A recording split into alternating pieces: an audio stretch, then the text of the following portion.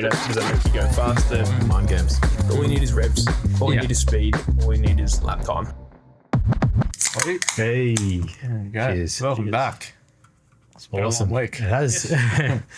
Welcome, everyone. This is the Karting Couch. We are three guys and we have different experience in the motorsport and karting scene. I'm Harry. This is Jordi. This is Nick. And we hope you enjoy today's podcast. Starting with something which I think might be interesting to a lot of people listening, and that is to do with the kart weight balance. So I thought maybe, it'd be good to get Nick and Jordy's insight on this one, but basically what should you change first, and, what are the things you can change to, when we're talking about, I guess having the correct balance on your kart? That's a hard hitter. Now, there's a couple of right answers, and there's about 500 wrong answers to this. Jordi, Yeah. I get your technical It's senses are tingling. it's a really interesting question. I think there's a lot of trains of thought about it. A lot of guys or people with dads from like a circuit racing or kart racing perspective have probably stronger opinions than your average go-karter. Some people swear by a perfect 50-50 balance. Some people, plenty of other people, probably don't see much value in it in a go-kart. If you ask me my opinion, I've never particularly set up a kart with corner balancing, as in front left, front right, all that being 100% spot on. Right. So you've never really seen any sort of benefit to do that, or? Yeah, it's one of those things where hypothetically 100% would have an impact. It's just how big that impact is would be your bigger question. And so when we're talking about the weight balance of a go-kart, what does that actually mean? Like, what does that look like? Or what are we adjusting? So, you've got lead weight, and you put the lead weight around to influence where the weight sits in the different parts of the go-kart. Right. Obviously, you take into consideration your fuel tank. That's ballast. Yep. The weight of the driver, things like that. Yep. Where you put the weight will influence physically the balance of the go-kart. Yeah, right. So the go-kart naturally will handle differently from chassis to chassis to chassis, and you can influence how it handles a little bit with obviously every little different part of its setup. One of them being physically putting ballast around the go-kart. Yep. Right. So there's some do's and some don'ts with specific chassis. Yep. Jordi said corner weighting. Yep. Yeah, like I said, I've never really sworn by it.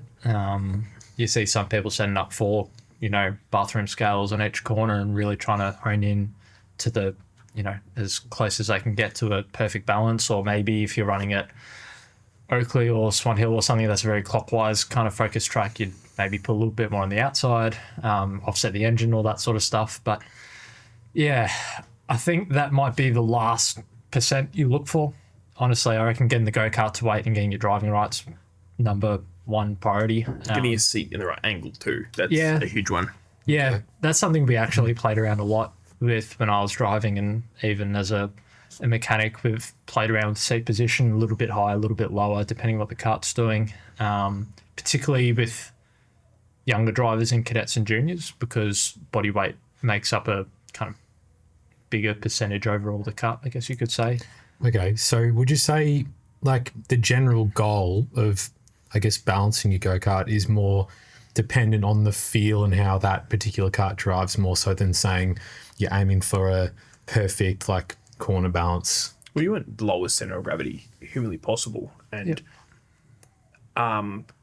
just to kind of tie up what you were saying with the corner weight, you could move your body like this on the bathroom scales when you're sitting in the go-kart. Yeah. And it would actually change the weight. So I think it's Yeah.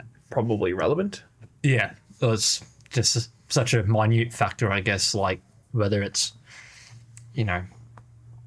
48 versus 52% front or rear or left or right versus being like smack bang on the center. Right. The other thing is in a go-kart with the engine on one side, it's going to be really hard no matter what you do to get it 100%. You could put, 10 kilos on one side of the seat to balance it, but most people aren't carrying 10 kilos of lead. So I had a couple of parents say, "Oh, well, why don't you move the seat over all the way to the left because the motor's on the right?" But your human body is a lot heavier than the motor is. So then now it's all left-hand heavy. yeah. And you're like, well, just get it relatively in the middle, a little bit over to the left. Well, if you have a look at a kart chassis, they're all slightly skewed to the left anyway. That's kind of how they're designed.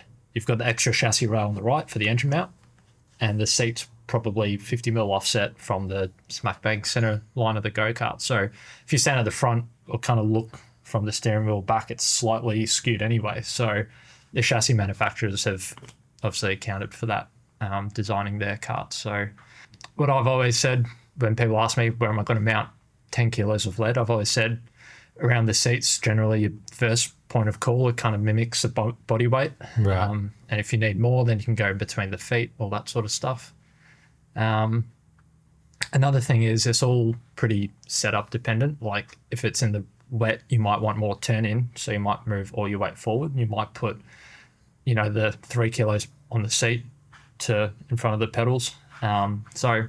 Right. Is that just to give the front more bite? Yeah, a bit more bite in the rain because you see a lot of scrubbing in the rain. You kind of turn in just waiting for it to happen. So you can kind of help it balance by putting weight over the front.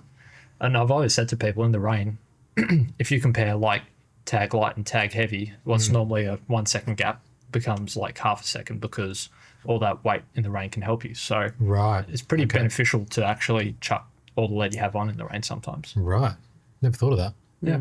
I think when I recently, the last few seasons, as I'm not practicing as much, when I've gone out, it's been a lot better in raining conditions. It's been a much bigger equalizer. Yeah. Having the extra weight is actually a lot better. Yep. So that's something that I've only realised since. Yeah. Yeah. Right. Absolutely. Yeah. Yeah. It kind of levels the playing field. What might be a really red hot engine, if you can't maximize the horsepower because you're barely on the throttle in the rain, all of a sudden that red hot motor doesn't really help you. So it kind of balances everything out. In fact, you put the shitter on. Yeah, that's what most people do. Yeah, put the practice engine's good engine for the bin after the rain. on. Yeah, Shit. yeah, or just the likelihood of, you're kind of running on the wet line, so you're going to get a lot more grit thrown up off the tires. So you might as well rest your red hot motor. For my next race in the wet, I'll be filling up my fuel tank all the way. Yeah, 100%. Just top it up, mate. Yeah. Fill the jerry at the servo in the morning. Just use it all. Very good. Well, let's move on to the second topic, which I think you'll like, Jordi. So this one is, what can you buy to make your kart faster? So I've got a list of things, right? I've got a list of things, and then you can you're either going to think it is, yes, it's going to make the kart faster, or no. All right? Sure. So the first one is Micron/data logger. Yes. Yeah? Yes. Yes, it makes you faster. Yeah? Why is that?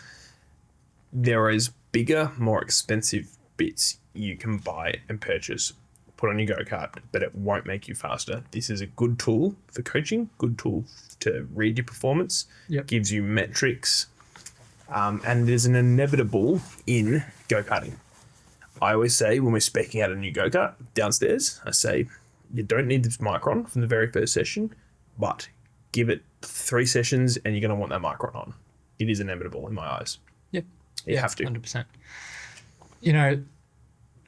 I would agree that it's a pretty invaluable coaching tool, even if you're not getting coached just by yourself. To be able to review your progress is a big thing. Like if you wanted to become a, marathon runner and you needed to know your times, like there's no point just... Right. That's a good way to look at it, because I run a lot, so I can relate to that. Yeah. Like there's no, obviously just running for the fun of it, sure. Just like go-karting for the fun of it, sure. But if you want to become competitive, you need to know how quick your mile or your Ks are. Like you can't just expect to be competitive without knowing if you're improving or not. So at the very least, knowing your lap and sector times, where you're improving or not improving, and knowing where you are compared to everyone else is definitely something that, you wouldn't be able to compete without. Definitely overkill when it comes to data loggers. Yep. Because you can overspec a data logger. Right. Yeah. And you could be back of the pack, club level, and they've got a smarty cam attached to it, Yeah. and this and that and this and that, Yeah. all these sensors, and you're like, all you need is revs, all you Yeah. need is speed, all you need is lap time. Yeah. Don't overcomplicate it. Yeah, 100%. Right. So you're looking at your speed, revs, lap time. Those are like the three main things you'd say you're taking away from your data logger to help. Yeah, 100%. okay. And then as you get more, competitive and ingrained in the sport, you start looking for tenths, not seconds. That's when you can go into, the really finicky stuff that the modern data loggers have. But yeah, lambda sensors and, We'll do a full Lambda episode. Get Pete with 10 beers into him and just get him talking about Lambda. yeah, There you go. 100%. It's like a whole nother science. Sure, it's great to know once you understand it. Is it for, the build up to your first ever club day? No, it's way down the track from there. So, yeah, revs, lap times, and speeds. It's pretty much 90% of what you need to know. Okay. That's why I was going to say, like, your old Micron 5 still works really well. 5 or 5S does 98% of what the new one does. Just maybe not as accurate, but it's still, we'll be using them for 5 years. So if you're starting out, that's still a really good option. Jordi clearly doesn't work at a kart shop anymore, where I would step in and say, Yeah. you need a Micron 6. I don't have a Micron or a data logger, so I definitely need to Yep. get that. I've been wanting to do that for a while. Can you be fired from your own podcast? Yeah.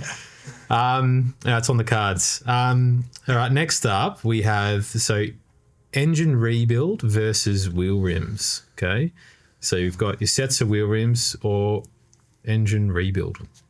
It depends what level you're doing it at, I think. Okay. It depends what level you're doing it at. If you've got, you're trying to find the pointy end. Or I guess if you're doing it at the pointy end, you'd have both definitely regularly. Like if you're doing AKC, you've got multiple engines and they're constantly being refreshed. If you're doing club day and, you're trying to pick one or the other, I know it depends what go-kart you've got, because a set of wheels may make one chassis slightly faster than the other. If you had an Arrow, you'd definitely be putting a set of MXEs on. If you've got a KR, you'd be putting a set of Technos on. That's going to make you faster. But yeah, I don't think we were running crazy wheels on the barrels or anything like that. No, just the factory ones. Just factory ones, but engine rebuild's just a necessity. I think it's a consumable product. Right. Yeah. You kind of can't really get by without having constant rebuilds. And if you're going to do half decent, you need to be throwing money at it regularly. Right. Yeah. And what's, just for the newcomers who may not know, what's the, usual amount of hours you'd get out of your engine before you got a rebuild? So you're coming from the four-stroke world, and you could put several thousand hours on those motors, and then they're a boat anchor at the end of it. Well, we wouldn't use it for anything else.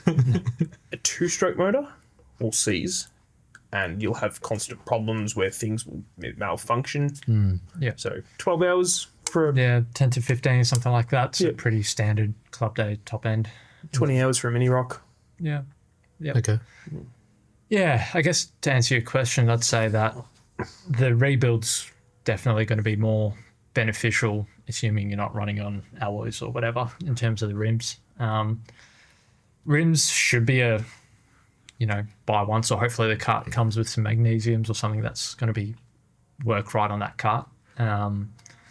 But yeah, there's kind of no question that you need the rebuilds in two-stroke karting to stay up the pointy end, avoid blowing engines up, all that sort of stuff. You see the people that push the engines to 20, 30 hours or whatever just end up with more hassles than it's worth. More costly. Yeah, because you get to that rebuild and, there's grime all through the Bendix because it's been running for 15 hours longer than it should have been. So you're replacing that, and maybe the clutch as well has gone to crap because it's got shit all through it. Yeah.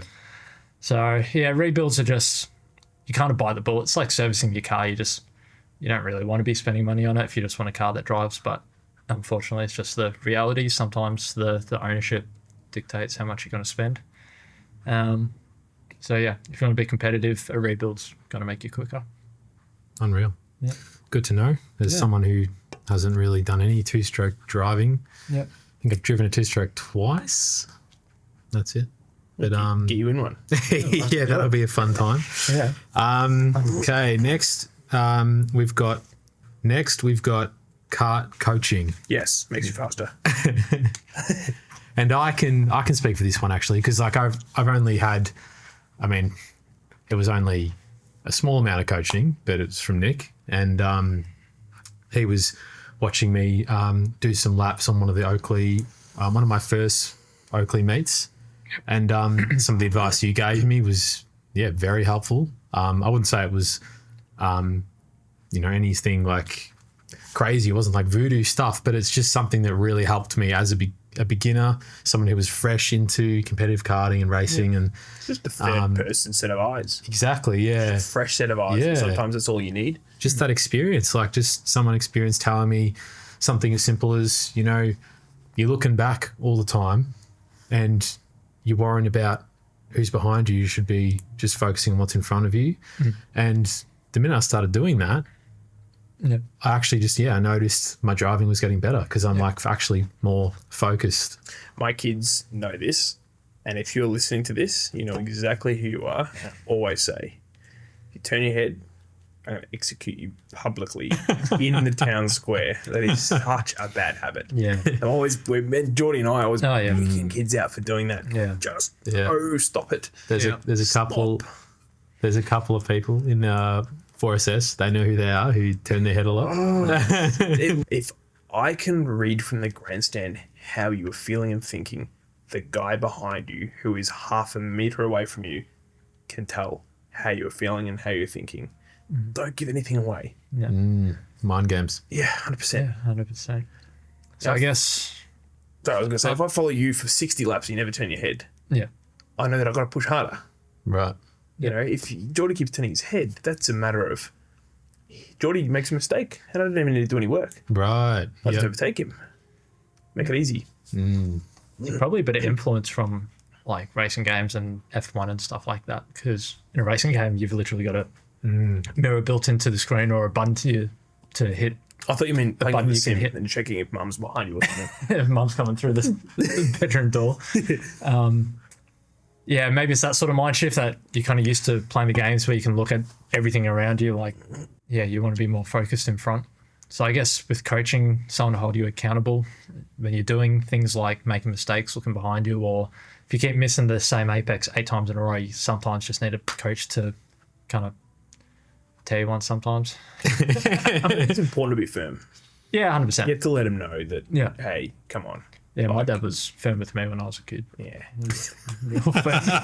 Yes. With a spanner in the back of my head.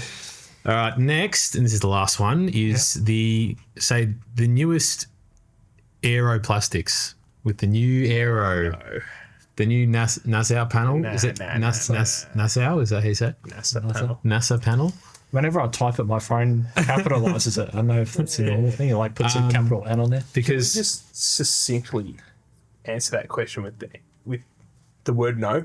Yeah, Like 100%. Put a line through that. No. Yeah. But, you go on like the website, they'll say, we've done the tunnel testing. It's like testing. X amount of kilometers less drag. Like what? As much as How does that translate into? As much as I love OTK, it's got a cheese grater. Does that make you go faster? No.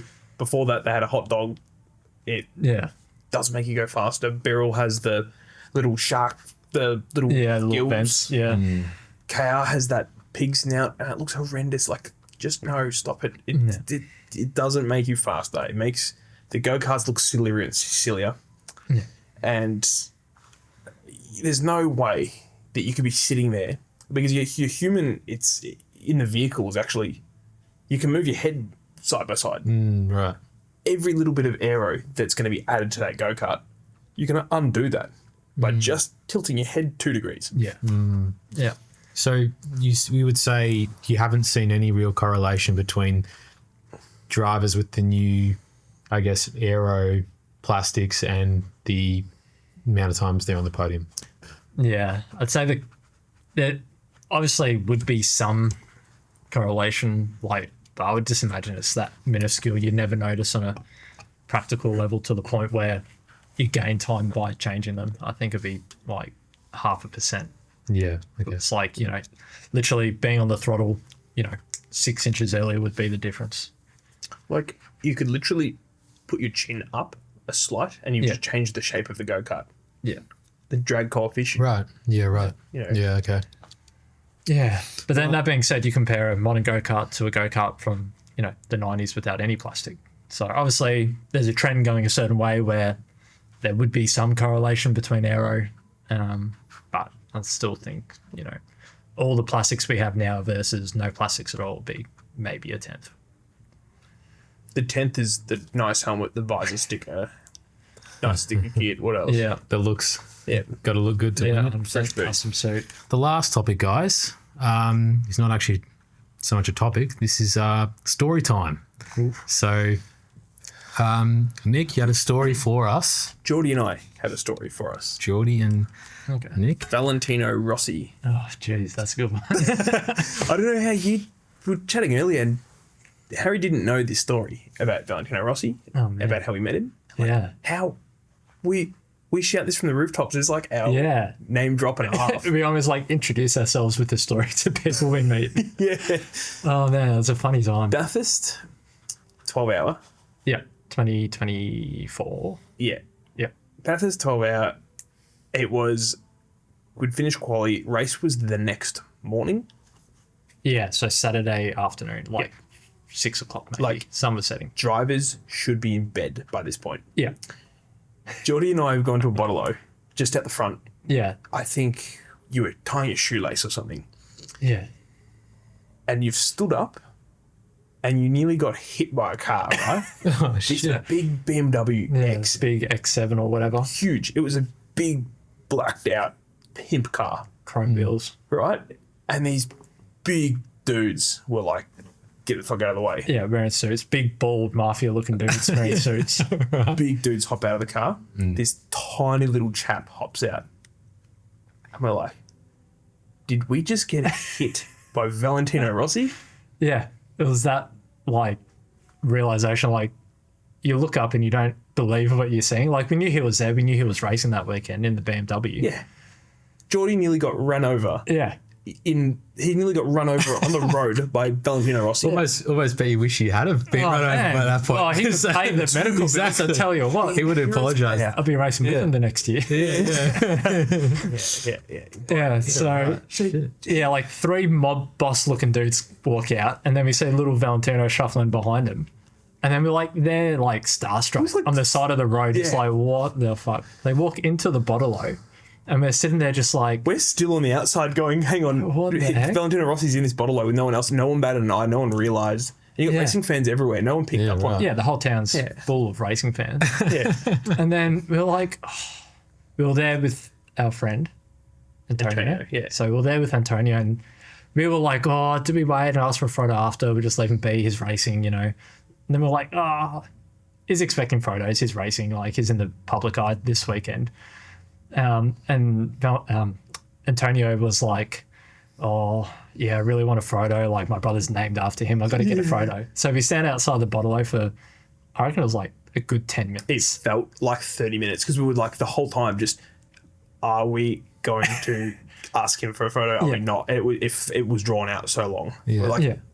what's he going into Yeah. buy? What does Valentino go into bottle and buy? Does he know the owner? What's going on here? So we wait the 10 or 15 minutes, and then all the 3 security guys that he's got with him are all carrying boxes full to the brim, with Grey Goose and Belvedere and champagne. And we're this dude's racing at 5 a.m. tomorrow. Yeah. And then he's about to, hit the town. So we were just standing there, just sorry, Valentino, do you mind if we get a photo? Yeah. So we're just standing there, yeah. I think in the end we were too scared to actually ask him, and he came to us. He could tell we're just standing there, our jaws on the floor, just He comes over, and hey guys, you want a photo? He's a cool dude. Yeah, really high pitched voice. Oh, really? Yeah, That surprised me, and is really short. That surprised me. Yeah, right. Jockey. Yeah, he's literally built like a jockey. That's funny. But I guess it makes sense, they want to be light and small on the bike for aero. Yeah. 360 k's aero. So genetically, he told his parents, "Can you please make this?" Yeah. Yeah. Yeah. Crazy. Anyway, so that's our story. Well, he did shit that weekend, so Unbelievable. there's no Yeah, way. I think they might have DNF'd. Yeah, he wouldn't have been in a they- good shape the next morning. There's not enough people in Bathurst Yeah. to consume that much alcohol? There was so much. Yeah, like it must have been like 5 grand worth of grog. Yeah. But when Valentino Rossi, I guess you could say to your co-driver, like, you're doing first stint. Yeah. He got his sleep in. Eyes He are in did different directions. Yeah. Mate. But anyway, that's a fun story time. Yeah. Please drop the photo. Yeah. I'll drop the photo in now. Yeah. And you guys can have a look. And the race results with Valentino. The timing sheet. Yeah. It's a good story. Yeah. I was thoroughly enjoyed that. Thanks for listening. And I hope you guys enjoyed that story. I hope you enjoyed this podcast episode, because I think that's all we have time for today. Yeah. But we will see you in the next one. If you did enjoy the podcast, please leave us a comment. We'd love to know what parts you're buying to make your kart faster. New driver. Yep. Yeah. Put Rossi in the cart. Yeah, that's it. Yeah, put Rossi in the cart. Any feedback for the podcast, we'd love to hear from you as well. Obviously, we're still trying to take on board any feedback. But otherwise, guys, thanks so much for listening, and we will see you in the next one. Cheers.